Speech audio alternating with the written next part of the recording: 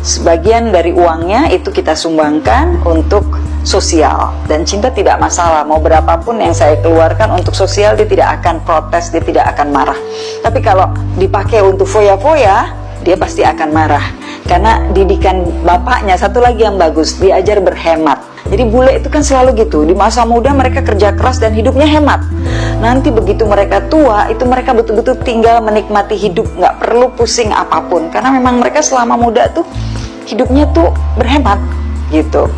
Jadi kayak dulu Cinta, kalau artis-artis lain kan begitu sukses beli mobil mewah, beli Mercy, beli Lamborghini, beli Ferrari. Cinta nggak, sama bapaknya nggak boleh.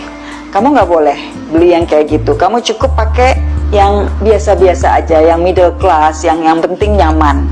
Terus juga Cinta juga dari kecil udah saya didik bahwa dia selalu mendengarkan. Jadi saya senangnya tuh dia tuh selalu mendengarkan hal-hal yang positif dari saya tanpa dia komentar. Dulu kan saya sering diwawancara wartawan, "Ibu, kenapa ibu hidupnya begitu sederhana, tidak pernah memakai tas-tas mewah atau barang-barang mewah?" Ya, karena saya bilang harga tas itu 100 juta bisa untuk membiayai begitu banyak anak-anak, bisa untuk maintenance sekolah. Itu rupanya dia tuh mendengarkan dengan sangat baik, dan dia sampai dewasa itu dia kerjakan. Jadi saya bilang, nih anak luar biasa. Nggak banyak omong, tapi dia bisa menyerap semua yang baik gitu, dan tidak mengikuti hal-hal yang buruk. Misalnya kan kalau saya kan kecentilan gitu, terlalu banyak. Kalau dia kan nggak, dia kalem gitu. Pokoknya luar biasa. Saya bersyukur punya anak seperti Cinta. Cinta Laura hemat soal pakaian. Sangat. Hari ini aja waktu aku lagi milih baju, I'm like, aduh udah gak ada baju nih di rumah, tapi males shopping. Akhirnya aku daur ulang baju yang udah aku pernah pakai dalam photoshoot. Maksudnya ini kan aku udah pernah pakai di I recycle clothes that I've worn before. Tapi emang kenapa hemat soal pakaian? Nggak hanya pakaian, hemat soal everything. Aku orangnya hemat banget. Hemat banget. Contoh. Kenapa aku hemat banget? Karena gini, aku dari kecil diajarin untuk ngelihat semuanya dengan perspektif yang luas. So, misalnya, bukan berarti aku gak suka barang-barang bagus ya. I like nice things, I like expensive things, tapi aku guilty kalau ngebeli sesuatu yang baru atau mahal. Aku mikirnya gini, misalnya tas branded misalnya harganya 30 juta misalnya. Imagine berapa keluarga atau anak yang bisa aku sekolahin atau kasih makan dengan uang 30 juta. Dan aku ngepakai uang 30 juta untuk beli tas. It's not worth it. I just don't think it's worth it. Itu yang aku pikirin. Walaupun mungkin bajunya biasa-biasa aja. Misalnya aku ke toko di mall yang mungkin bajunya harganya di bawah 1 juta. I'm still thinking, karena aku mikir, wow, staff aku di rumah, mbak aku, driver aku, gajinya segini setiap bulan. Dan dengan aku beli baju ini 5, 10, udah mendekati salary mereka. So I feel bad. I feel really bad. Duitnya banyak sama Cinta nih. Tapi dari yang aku baca, Cinta ini kayaknya sangat hemat katanya dana pengeluaran. Sangat hemat. Sehemat apa sih? Sehemat apa coba? Sehemat apa? Sampai orang-orang, gak hanya ibu aku, manajemen aku, kadang-kadang fans pun suka bilang, Cinta gak pernah ganti baju ya. Tapi pernah gak nih Cin, misalnya kamu pengen beli suatu barang, tapi kamu nggak jadi beli itu karena kamu ngerasa nggak butuh? All the time. Sampai teman-teman terdekat aku kadang-kadang bilang, kamu tuh gimana sih, like you make money, you should spend it. Bukan foya-foya ya, tapi yang wajar, just spend something on yourself. Tapi di kepala aku selalu mikir, dengan tas branded aku bisa mungkin ngasih makan 10 keluarga. Mungkin aku bisa ngasih beasiswa 20 anak atau rumah sekolah lagi gitu. I can build another school. So why should I spend it on materialistic goods yang suatu saat aku akan bosen atau akan rusak? Tapi memang benar harus kayak Cinta gitu, memikirkan masa depan, mumpung masih produktif di masa muda. Coba kita tanya, ini bajunya dari tahun berapa? Ini bajunya 1 nggak beli, 2 dari photoshoot yang aku lakukan di kayaknya awal 2020 deh, dan udah pernah aku pakai buat sebuah photoshoot, tapi aku pakai lagi. Ini udah bertahun-tahun gak ganti-ganti fans aku pasti tahu gelang ini. Wow. Ini juga cincin punya nenek aku dari tahun 50-an. Oh no. Ini cincin sebelum aku lahir. Ini cincin mainan yang aku beli di LA. Ini juga semua mainan semua.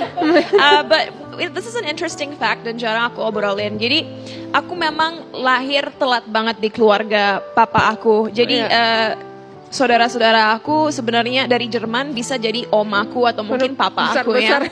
Papa aku lahir 5 tahun setelah Perang Dunia Kedua, 1950. Yes. Jadi saat aku tumbuh besar, nenek aku sering cerita soal Perang Dunia Kedua. And I remember until the day she died, kalau makan itu selalu habis. Karena ingat waktu perang dulu, Susah kadang-kadang banget. kelaparan, susah cari makan. Oh no. Itu juga kamu laksanakan sampai sekarang? I always finish my food, ya. Dan kalau nggak habis, aku masukin Tupperware, terus aku masukin ke dalam kulkas, terus aku makan lagi. Iya, luar biasa. Iya. Nah, ini tadi ngobrolin soal makanan, ada juga fakta baru. Ini sebenarnya nggak baru sih ya, karena sudah lama juga. Ini soal Cinta Laura. Katanya Cinta Laura ini menggemari makan tempe goreng dan ikan asin. Benar? Yeah. Nggak pakai nasi pula ya? Ikan asin nggak pakai nasi nggak asin banget ya. Sedikit karbonya aja. No, kadang-kadang mungkin pakai karbohidrat kayak nasi merah gitu. Iya, iya. Tapi pernah di rumah makeup artist aku, Buba Alfian, aku makan ikan asinnya aja sama tempenya karena lapar banget. Tapi pakai sambal, Tapi ini harus emang banyak kebenaran sambalnya. dari Bubah nih. Iya. Dari Yes, Bubah yes, Alfian ceritanya.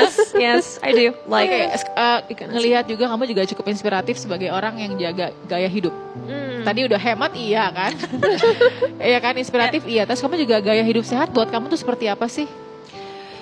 Wah, pertama aku suka tidur nggak terlalu malam. Jadi 10:30 biasanya udah tidur. Bangun jam 6:30, jam 7 paling siang. Jam 7 tuh udah siang buat aku. Terus bangun pagi aku punya ritual. Aku minum 1 gelas air dengan jeruk nipis. Setelah itu aku minum kopi aku dengan susu soy karena aku nggak minum produk binatang. I don't drink cow's milk. I'm not vegan, tapi I try to be plant-based. Terus aku makan sarapan aku, setelah itu aku meditasi 10 menit, setelah itu journaling 10 menit, tulis perasaan aku, baru aku cek handphone. Dari situ aku biasanya nge-gym 1,5 jam, baru memulai aktivitas sampai malam. Oke, nah ini tadi kita udah dengerin cerita cinta yang tentu inspiratif sekali ya. Oh, thank you. Mulai dari bagaimana keluar dari permasalahan-permasalahan yang tentunya tidak enak, misalnya bullying dan lain sebagainya, termasuk juga prestasi cinta. Nah ini mungkin bisa share ke teman-teman kita di luar sana, gimana sih tipsnya biar bisa jadi cewek yang mandiri, tough, dan juga tetap bisa berprestasi. Tough.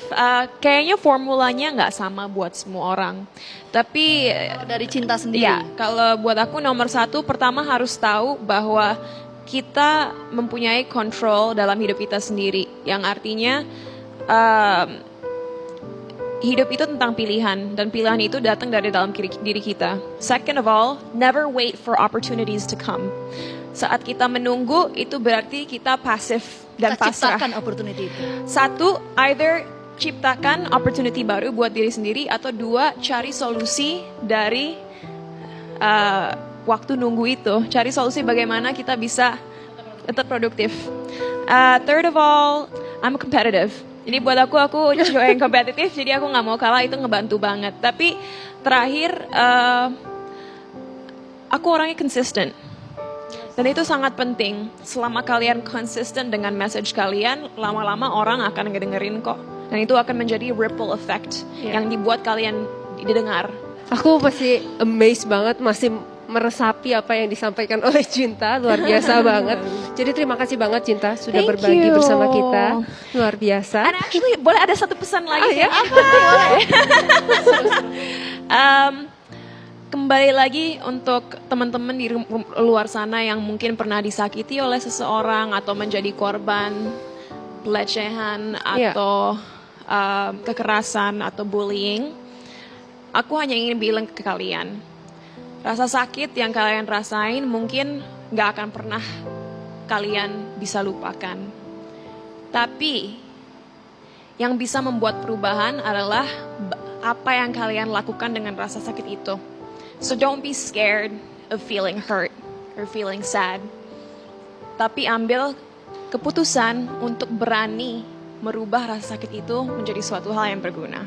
Wow.